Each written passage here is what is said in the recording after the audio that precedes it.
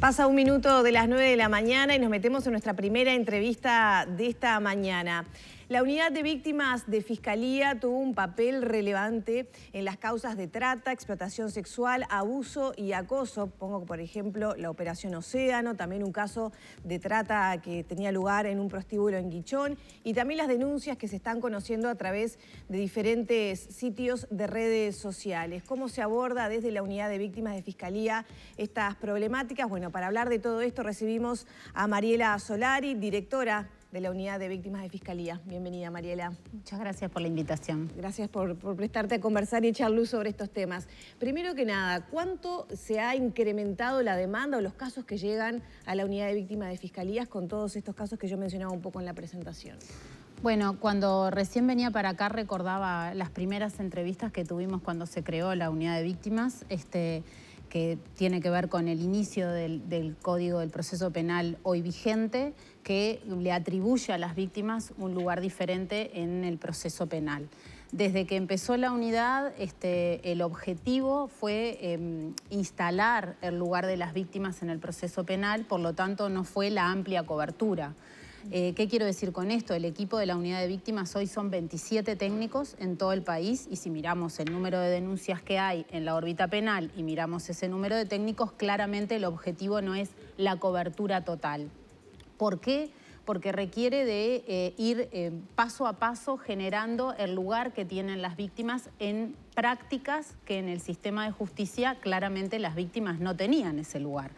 Los cambios, por más que están en un código, que están en la letra de la ley, que están en una reglamentación, implica que cambien las prácticas de los operadores. Y para eso la Fiscalía entendió como política al instalar la unidad que vos podés tener 100 técnicos, pero si no está instalado que se tiene que ubicar a las víctimas en ese lugar, no sería lo más eficiente. Entonces empezamos con un equipo más reducido. ¿Para qué? Para poder justamente echar luz sobre esto de cuál es el lugar que tienen las víctimas. Entonces claramente empezó a pasar lo que pasa y está escrito, está estudiado en las reformas institucionales, que cuando hay una etapa fundacional y se empieza a mostrar a través de la propia práctica cómo se puede reubicar, en este caso, el lugar de las víctimas, empieza a generarse mayor demanda, tanto a la interna de la institución por parte de los equipos fiscales, porque la Fiscalía en su totalidad tiene la responsabilidad de atender y proteger a las víctimas y perseguir el delito.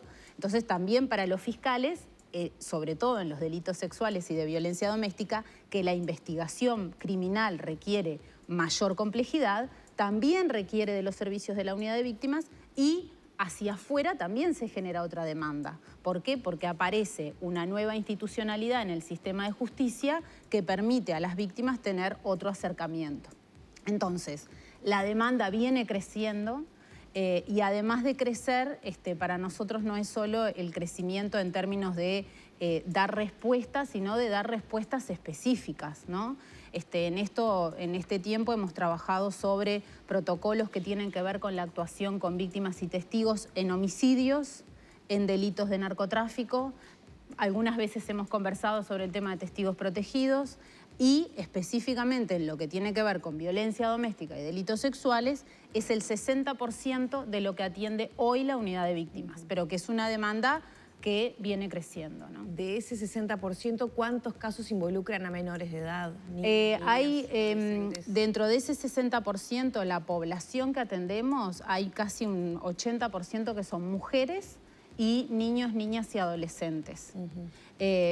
Mujeres por un lado y en un 80% entre varones y mujeres, la mayoría son mujeres, que es el perfil que tienen este tipo de delitos, y además ese porcentaje entre un 70 y un 80 tiene que ver con menores de edad y adolescentes. En los delitos sexuales también el porcentaje es mayor en la infancia y adolescencia.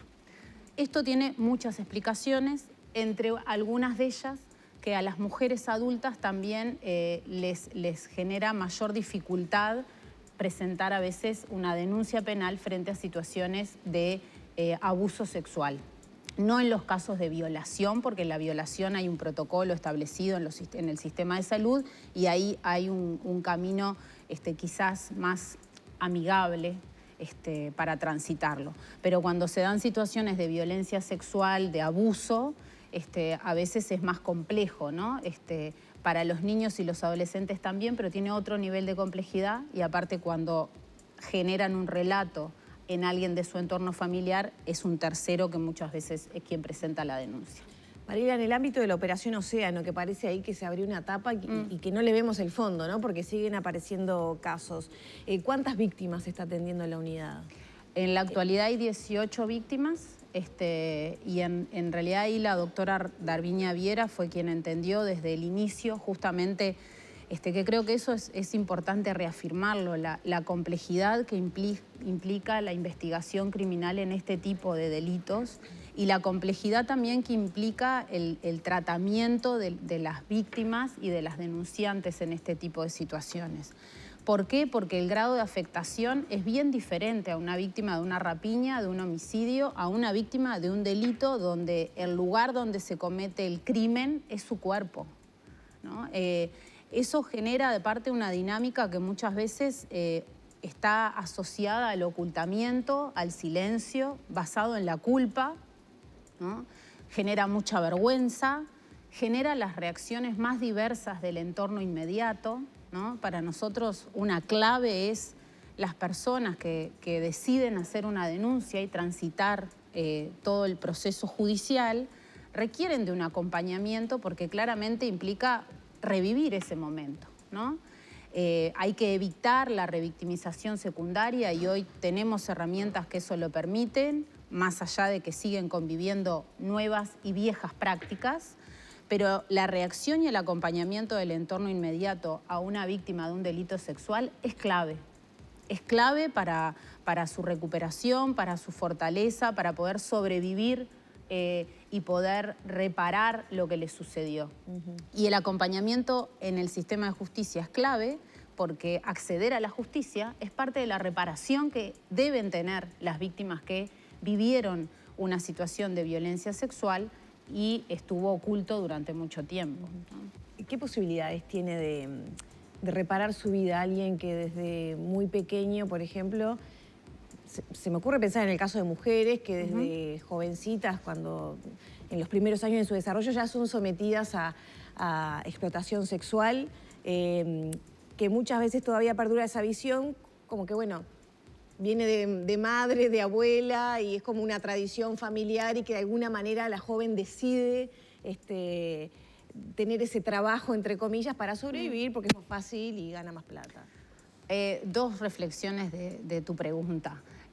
La primera, creo que lo que sigue profundizando el daño es las explicaciones simplistas, ¿no?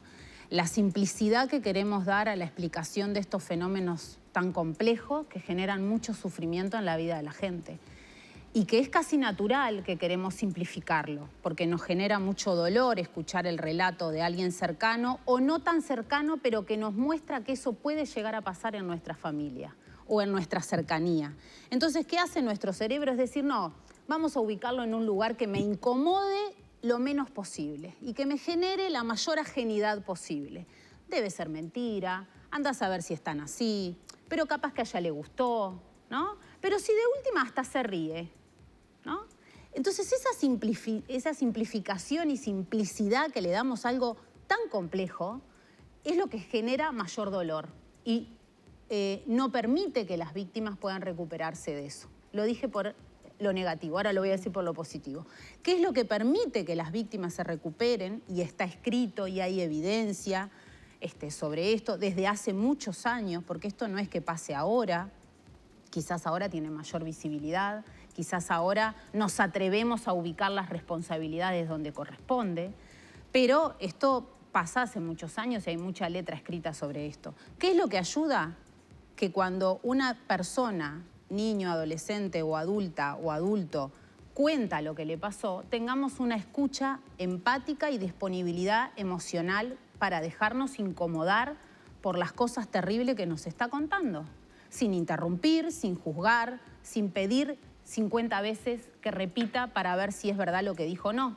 Y voy a decir algo que parecería de otro tenor, pero no lo es. Si alguien viene y me dice, fulanito me robó la bicicleta, no le pregunto 50 veces si le robaron la bicicleta y si está seguro, ¿no? Pero como esto tiene que ver con la intimidad, con un espacio donde en general no hay testigos, donde tiene que ver con la sexualidad, ¿no? Donde también se atraviesan el qué debe decir o cómo debe comportarse un varón o una mujer. Entonces enseguida en nuestra cabeza aparecen estos estereotipos, pero no, si es el amigo de la familia de toda la vida, es un buen padre, es profesional, ¿no? Los prejuicios que nos dejan absolutamente ciegos para ver el sufrimiento de alguien que nos está relatando algo que el relato y la emocionalidad del relato no dejan lugar a dudas de algunos hechos, ¿no? Porque un niño pequeño, un adolescente,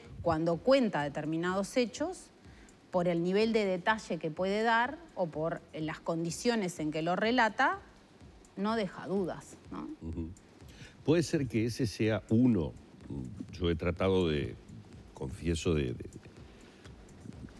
buscar cuáles son las fallas en el sistema y en la sociedad para que las víctimas busquen o hayan encontrado otras vías como esto que aconteció a nivel de las denuncias que se comenzaron a realizar en diferentes ámbitos. Porque, ¿cuál es la opinión desde la unidad de víctimas de Fiscalía de esa herramienta? ¿Estamos allí frente a algo que se utiliza porque en su momento no se me creyó? ¿Porque no encontré las herramientas adecuadas en el Estado y en la sociedad como para poder llevar esto a donde lo tengo que llevar? ¿Qué es lo que hay detrás de esa situación? Porque también detrás de esa situación existe la otra parte, el casi lindar con el escrache. Y no creo que sean las formas en las que esto se deba resolver. Sí, de hecho, rápidamente la Fiscalía sacó un número, bueno, es el número de la unidad de víctimas, porque entendemos que este tipo de situaciones que generan mucho sufrimiento requieren de distintos niveles de intervención. Y que cuando uno decide abrir una puerta para que las propias víctimas hablen de su sufrimiento, es un nivel de intervención, ¿no? O sea, sin duda las redes sociales no es el mejor lugar para plantearlo, ¿no? ¿Por qué? Porque muchas veces las propias víctimas pueden quedar más expuestas, aquellas que son más vulnerables, y además porque cuando también generamos una acusación sobre alguien, tienen que estar todas las garantías, ¿no? Entonces, una cosa es que yo haga el relato de lo que viví, otra cosa es que en ese relato también ubico la responsabilidad en alguien. Entonces, en eso Uruguay y como país tiene legislación y hay mecanismos. Claramente lo que tú decís creo que es parte de lo que nos tiene que hacer una autocrítica como instituciones, de que cuando las personas no encuentran una respuesta adecuada en el trato o adecuada en los tiempos, también se dan otras vías de escape naturales para que las personas puedan expresar lo que sienten, ¿no? Pero claramente las redes sociales también dejan muy expuestas a las víctimas. También ayuda a visibilizar. El punto es que yo creo que hay que tener una estrategia cuando se sale con una, valga la redundancia, una estrategia como esta, porque requiere tener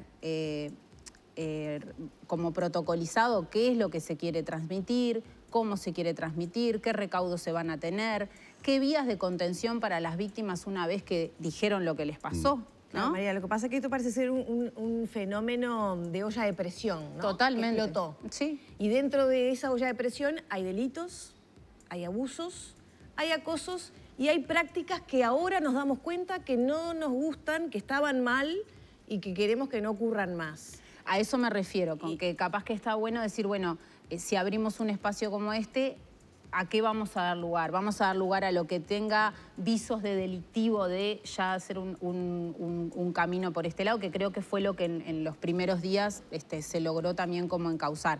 Claramente en los relatos de la página, que creo que hay 300 relatos, hay relatos que muestran prácticas que lo que llaman muchos autores son los microabusos cotidianos o el micromachismo, ¿que a qué refiere? A las prácticas que se dan todos los días en los espacios de trabajo, en el ómnibus, en la familia, en los cumpleaños familiares, y que las naturalizamos. Pero esa es la base de lo que después se va perpetuando y es el campo fértil para que se perpetúen otras situaciones más graves de violencia. Entonces está muy bien que eso se visibilice y podamos decir, no, no está bueno que me trates de tarada en un lugar o que me descalifiques o que cuando yo estoy hablando me hables arriba y me pises.